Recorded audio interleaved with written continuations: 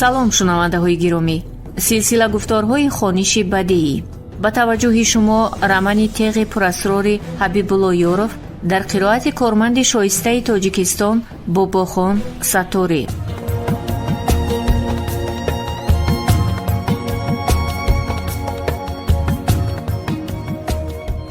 рамани теғи пурасрор характери детективӣ дошта, дар он баъзе лаҳзаҳои ҳаёти мардуми тоҷик дар давраҳои ниҳоят сангини ҷумҳурисозӣ, махсусан давраи таъқибу тройкаи муллоҳо, айёми ҷанги бузурги ватании солҳои 1941-1945, ворид гардидани артиши шӯравӣ ба хоки Афғонистон, ҷонбозиҳои сарбозбачаҳои ҳанӯз зиндагӣ надидаи миллатҳои гуногуни Иттиҳоди Шӯравӣ баҳри иҷрои супориши ватан, нишонаҳои аввалини хиёнати мансабдорони олирутбаи Иттиҳоди Шӯравӣ барои аз байн бурдани ин иттиҳоди абарқудрат инъикос ёфтааст.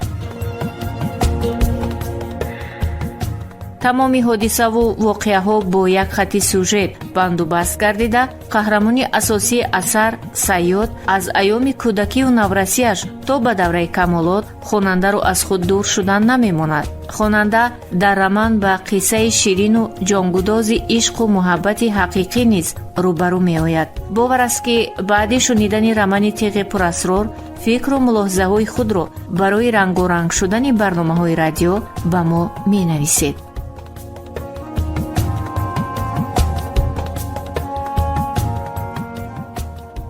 оғози гуфтори якум.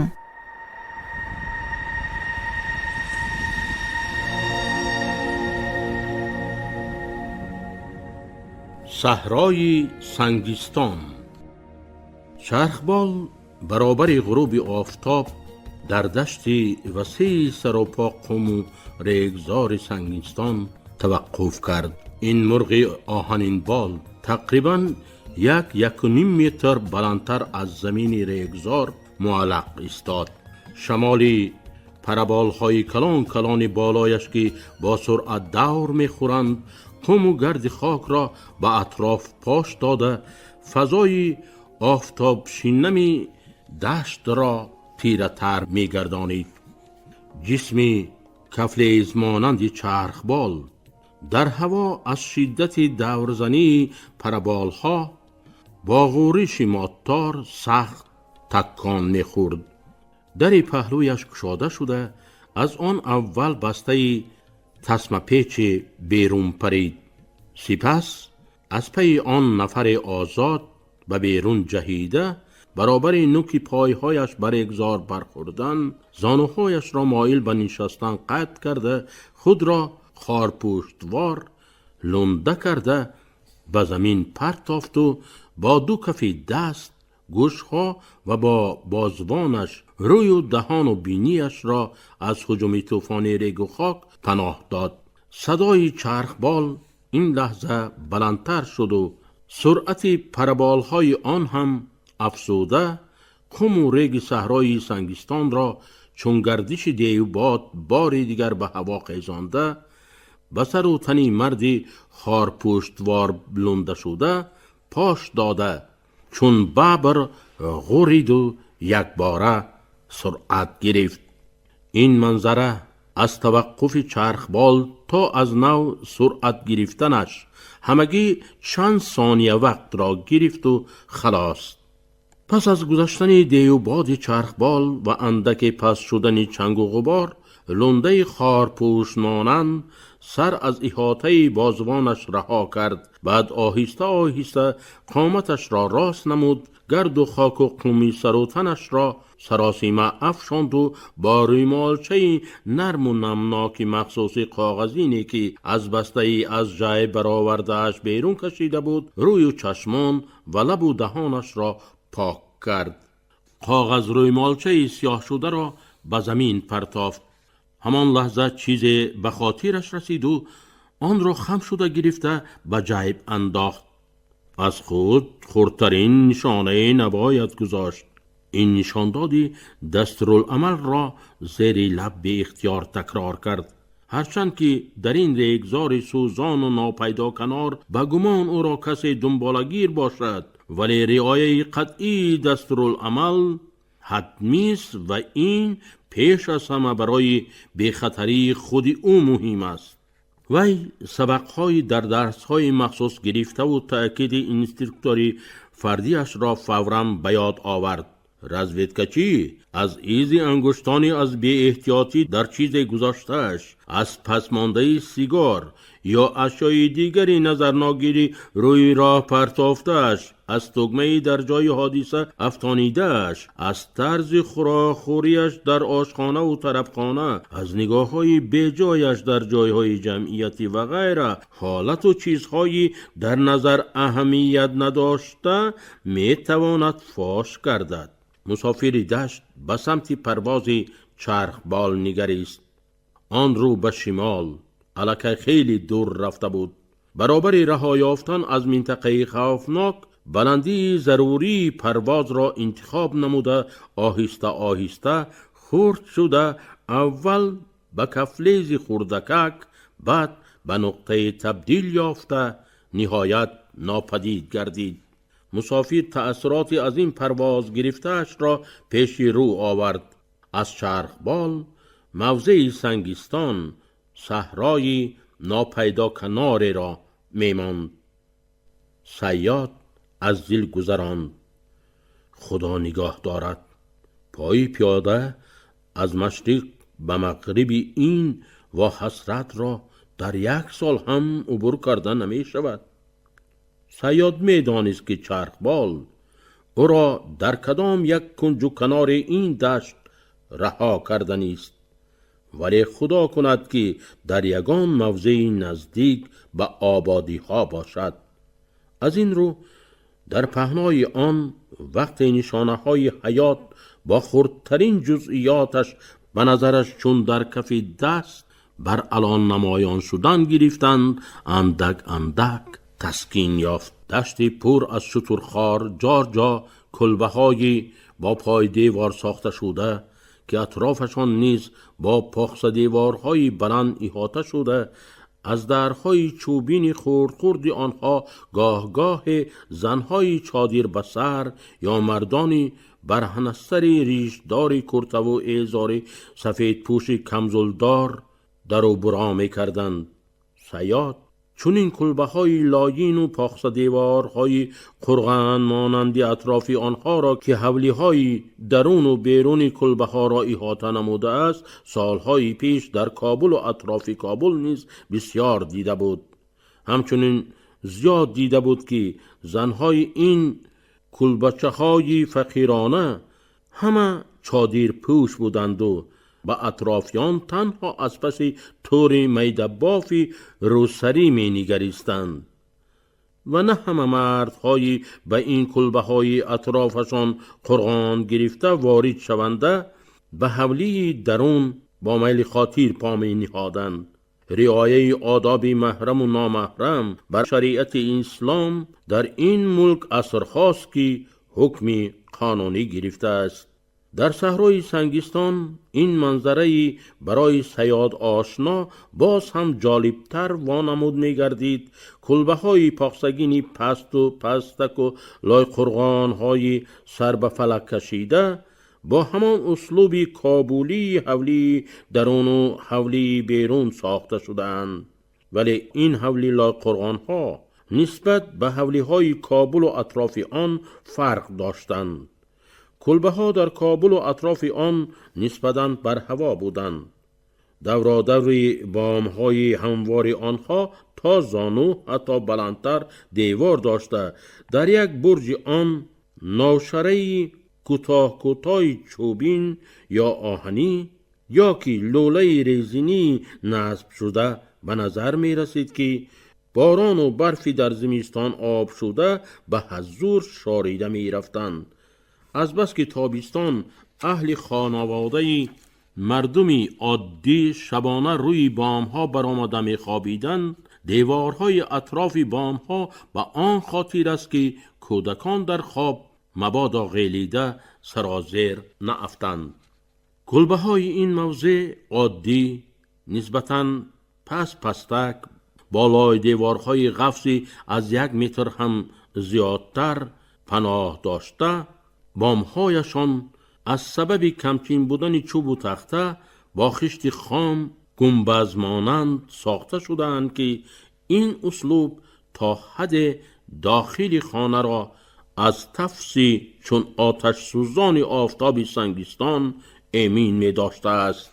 محیط مردم سنگیستان را برای زندگانی در این صحرای سوزان مطابق گردانیده است. آنها حیله یافتند که در گرمای 60 درجه هم داخل کلبه نشست خود را در مورد ضرورت خیلی سلقین نگاه داشته می توانند. برای این از 4 طرف کلبه نشست بادراهه ها، موری های وسیع و کلانی از فرش خانه تقریباً 1 متر بلندتر می گذارند. در هر بادراهه 1 درزگی شترخوار ینتاق را جای داده وابسته به رفت وزش باد سوزان دشت به خار درزه بادراهه 1-2 کاسه آب می پاشند. گرم سیلی دشت هنگامی از قبضی درزه خار گذشتن به قطره های آب برخورده مثل نسیم سحری کوهستان سردک و گوارا گذشته به کس 1 جهان نکهت و حلاوت می بخشد. از بس که آب در این دشت تفسان چندان فراوان نیست، ساکنان این منزل ها از این اصول عادتاً برای فراغت مهمان، طفلکان خردسال یا شخصان پیرانسال و بیمارهایشان استفاده می برند. خصوصیت دیگری فرق کننده کلبه های این موضع از کلبه های کابل و اطرافش در آن است که کلبه ها در این دشت از یکدیگر در مسافه های خیلی دور جای گرفته آنها را به همسایه گفتن چندان موافق نمی آید. زیرا یکی از این همسایه ها اگر در خانه همسایه دیگر برای حاجت مثلا برای کلند بیل 1 کاسه چکه یا تا رسیدن خمیر کودکانش گرسنه نمانند یا مهمان آمده است کمش نیم ساعت وقت باید صرف کند که این الکه همسایگی نیست. ساکنان این دشت را در این منطقه به همدیه گفتن هم راست نمی آید، زیرا در آن موضع دهه هم نیست. پس اینها را همدشت آن میگوییم و خلاص.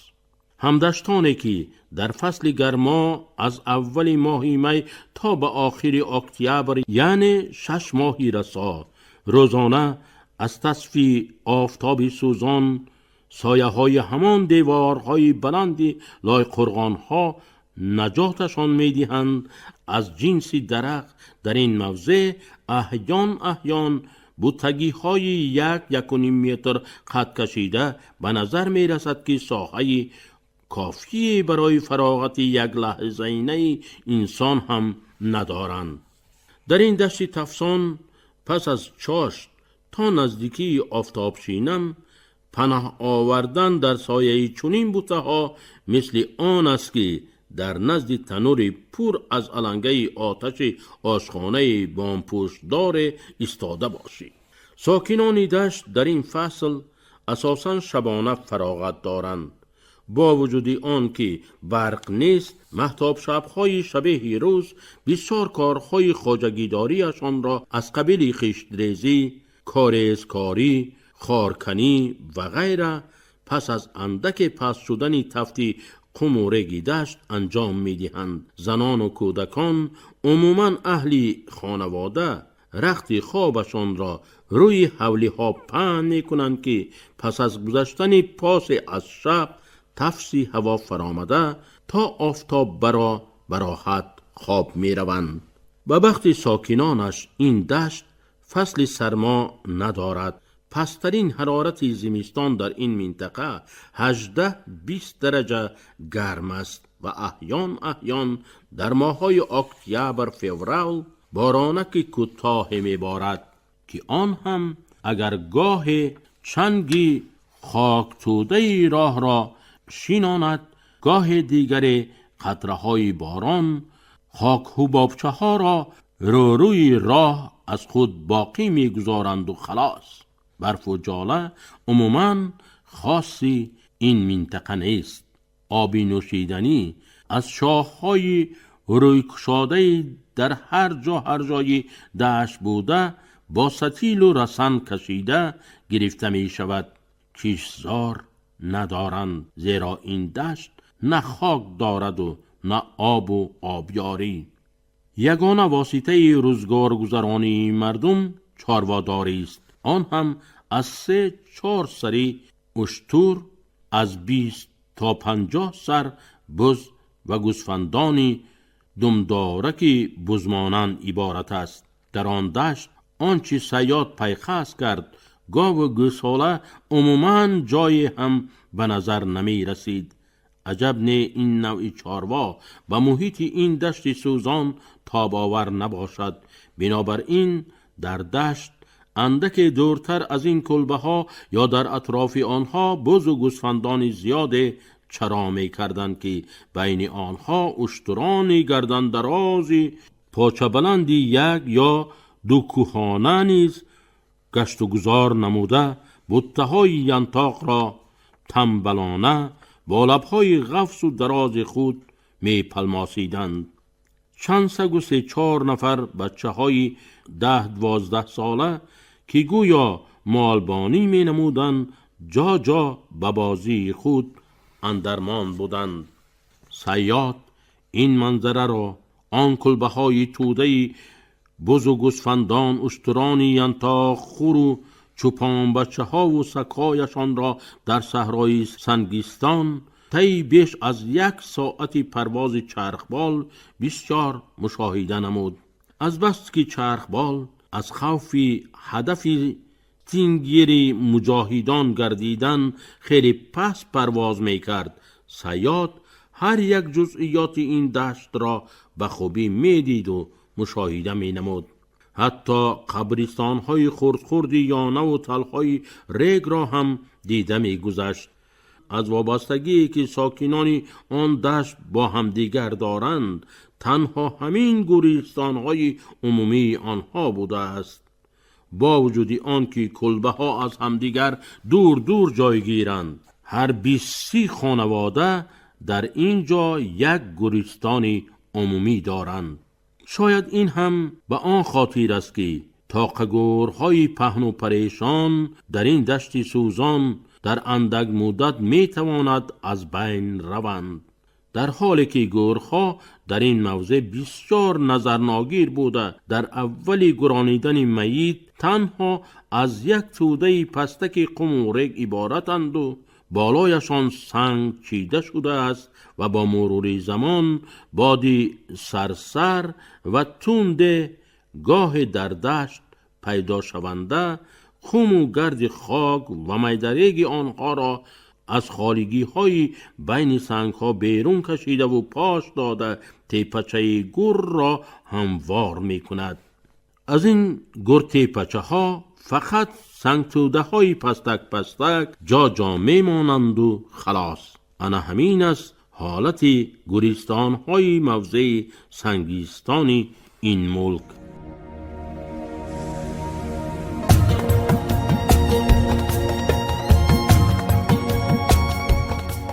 شنونده های عزیز، شما романи тиғи пурасрори ҳабибулло ёровро дар қироати корманди шоистаи тоҷикистон бобохон сатторӣ шунидед. муҳаррир саидзода обиҷон, коргардон ануша хуҷамова. ин гуфтор соли 2024 сабт шудааст. анҷоми гуфтори якум.